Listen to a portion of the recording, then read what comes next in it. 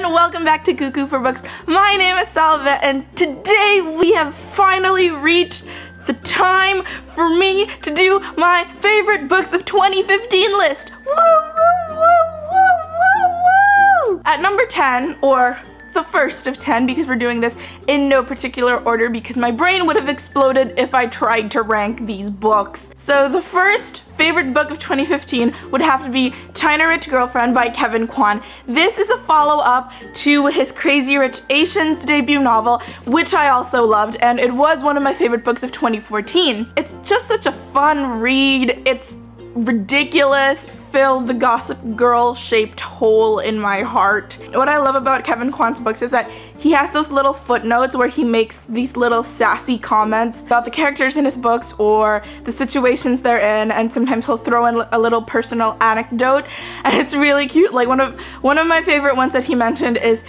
like, he brought up his old elementary school teacher's name and he was like, "I'm still mad at you." So it's a really fun read. You won't be bored. I really love that it's a popular, mainstream novel set in our little corner of the world. I just know that if he releases the third book next year, it's gonna be on my list. I only have 9 slots for next year because I just know it's gonna make it to my favorites list. Second on my favorite books of 2015 list is a recent one. I finished this like 2 weeks ago, 1 or 2 weeks ago, and I absolutely loved it, and it's The Black Widow Forever Read by Margaret Stohl. I already filmed my review, but it's not up yet because I am a lazy ass. This was one of my favorites. I mean, I think we knew that when a Marvel book was gonna come out, it was just gonna make it on my list. It's a book about Natasha Romanoff, so that was kind of another guarantee. I really like this book, and you learn so much more about the character in some ways. Again, I don't want to spoil anything, but if you had read this year, this would have probably made your list too. So yes, number 2. Next up on my list was one of the first video reviews I did for this year, and it is The Merciless by Danielle Vega. You could read this in one go, and it would just read like a movie, and they are making it into a movie, and excellent cover design, and creep factor up to 10. Do not read this at night when you're all alone. And it's just so deliciously creepy that I love it, and of course it had to have a place on my list. If you want to watch all my thoughts on this novel, you can click on my review over here. Number 4 on my list would probably be one of my more favorites. Like, I know I said I wasn't gonna rank these books, but if I had to absolutely choose a top 5, this would be on it. And it is Immaculate by Caitlin Detweiler. I can't explain to you how much I love this novel. I can actually. I did a review on it, which you can watch over here. It's a retelling of the Virgin Mary story, and it's just beautiful. You don't have to be religious to enjoy this book. It's so eye-opening, not just in terms of religion, but in terms of so many other things that we have to deal with in this day and age. And it's just so beautiful and moving, and I love it so much. At number 5, we are halfway there. This next book has probably been on a lot of other people's top 2015 lists, and it is Six of Crows by Leigh Bardugo, and I can't begin to tell you how amazing this book is.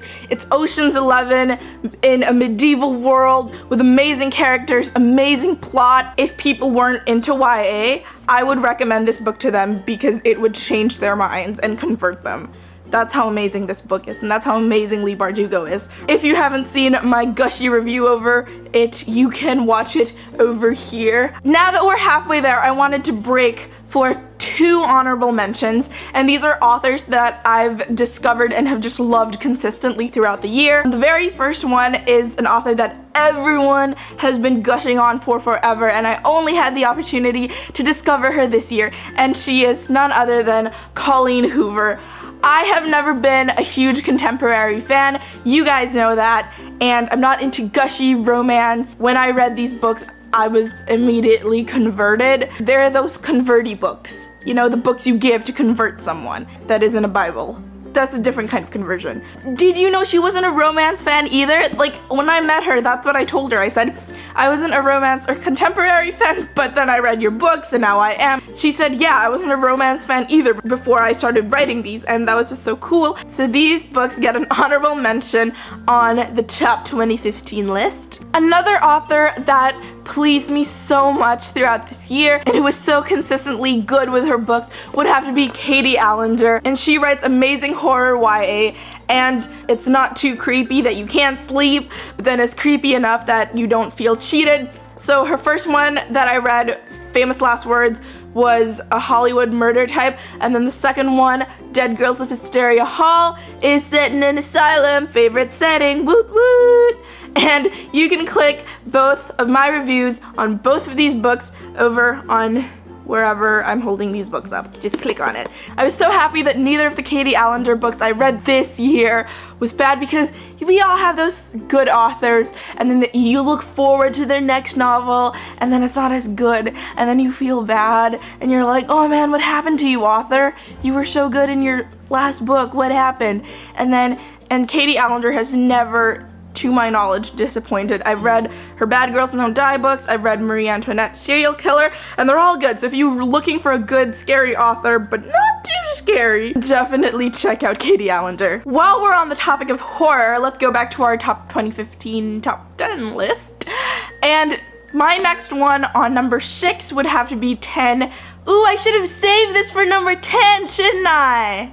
Aww, at number 10 we have 10. No, it's already up in my hand. So at number 6 we have 10 by Gretchen McNeil. Takes its inspiration from Agatha Christie's And Then There Were None. This works just like The Merciless in that it's so cinematic, you read it in one go and it feels like a movie.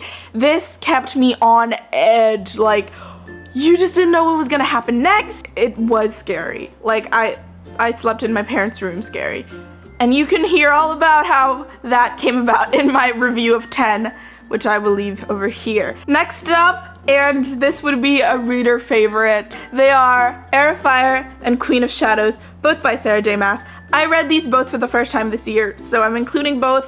I don't know how to not include both, because, okay, without revealing too much, I have mixed feelings about putting Queen of Shadows on my list. You know how in Twilight, Team Jacob and Team Edward, that whole thing, and then in Breaking Dawn, you're kind of happy because there's a happy ending, but then people who were rooting for the opposite side felt terrible because their ship was sunk. That's how I felt in Queen of Shadows. So many amazing things happened in this book. It's an amazing novel. Oh, that ending.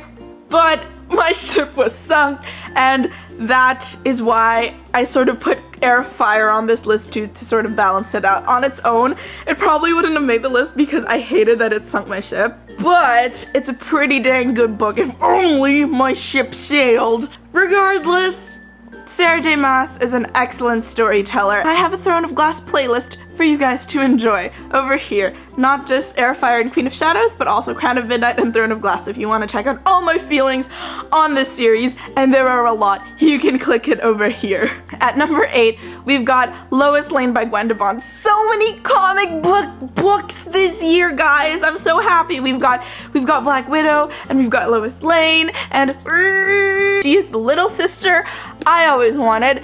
I love the plot points. I love how Superman's in it, kind of, but not really. And if you want to hear about more reasons why I love this book, again, review over here. If you want something to finish before the year ends, definitely check Lois Lane out if you're a fan of Smallville or Superman, or to prep for Batman v Superman, you can go read this. Even though Superman's barely in it, but Lois Lane is. And Lois Lane's a true hero. We all know that. At number 9, we've got What We Saw by Aaron Hartzler. Okay. Stop this review right now. Stop watching and go click on my What We Saw review. Over here.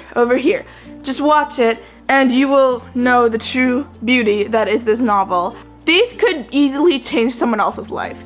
It's beautiful and it's eye-opening and it's so relevant in today's world. If I lived in a world where I got to make the rules, this would be required high school reading. Every high school student needs to read this. And maybe every middle school kid needs to read this. You know what? Just have everybody read it. Everybody needs to read this. Required reading for all the humans. Honestly, if you asked me on the street, and fellow book bloggers have asked me, what's your favorite book? And I answered this book. So let's be honest, this is saving the best for last. This is my favorite book of 2015. Drum roll. I can't do a proper drum roll. It's the Royal We! So this would have to be my favorite book of 2015, and it's not even YA. Shocker. This is Kate Middleton fanfiction. Did you ever imagine what was going on through Kate Middleton's head during the entire whirlwind romance? Well, look no further because you've got the Royal We, and you can watch more of my thoughts on this in the review over here. I want there to be more books. You hear that, Heather Cox and Jessica Morgan? Please write me more books. Just for me. You don't even have to show the rest of the world. Just write something for me. Just a little something for me. Okay? We got it? We good? Yeah. And that is it for my top 10 books of 2015. I hope you guys enjoyed this video and you weren't too annoyed when I kept saying if you want to hear more, click on my review, because I did that about 20 times today. If you guys liked it, give it a thumbs up, leave a comment down below. I want to know what your favorite books of this year was. You can follow me on Twitter and Instagram, both at Cuckoo for Books. Don't forget to subscribe to this channel as a Christmas present for me, and I will see you guys next time. Bye guys!